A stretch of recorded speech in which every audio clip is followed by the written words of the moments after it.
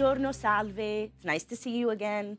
So today we're going to talk about something I think is really important, which is what should you look for when you're looking for a planner? So if you're about to embark on a wedding planning journey, first of all, congratulations on getting engaged.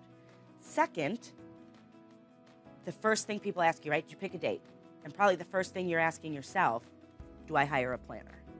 The answer is yes, you should. And what does that look like for you? What kind of questions do you need to ask yourself? How do you know who the right planner is? So here's what I've learned. When a client, a couple, right, is coming to interview a planner, you should know exactly how you communicate. So between the two of you, but also how you communicate with other people.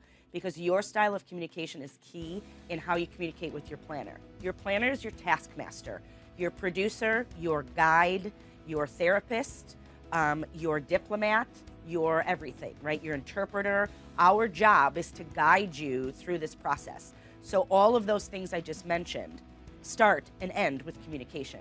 So how you choose a planner shouldn't only be about, oh, I saw these photos on Instagram and I love this wedding and like this bow or this, and that's great. All of that's amazing. And the aesthetic is important.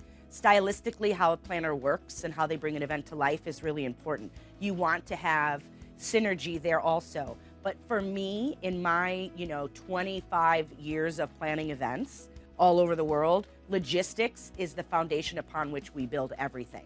I always tell my clients, the pretty comes after you build the foundation, right? The pretty is the place through which we bring all of those details to life. The foundation is upon which we build the event, right? And I can also flip it around, right? What is something that's so important for me when I'm interviewing a client? Because here's the thing, an inquiry comes in, I get excited. Most planners, you're like, oh, I got an inquiry. Any vendors, always so excited when the inquiry comes in.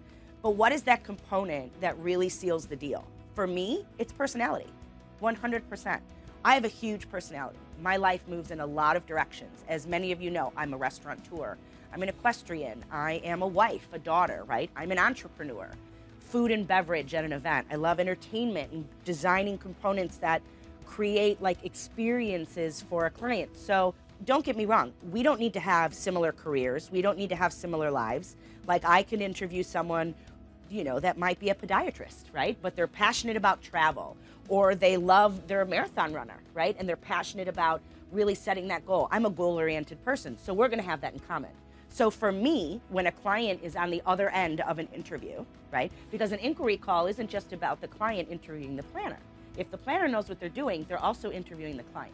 Because like-minded energy is where the magic happens. When you are like-minded, when you can be on the same page, the sky's the limit in what you can create. And I've already mentioned in a previous episode, I like to use the word episode, how important it is, the same reason it's so important to plan and pick your vendor team, same thing.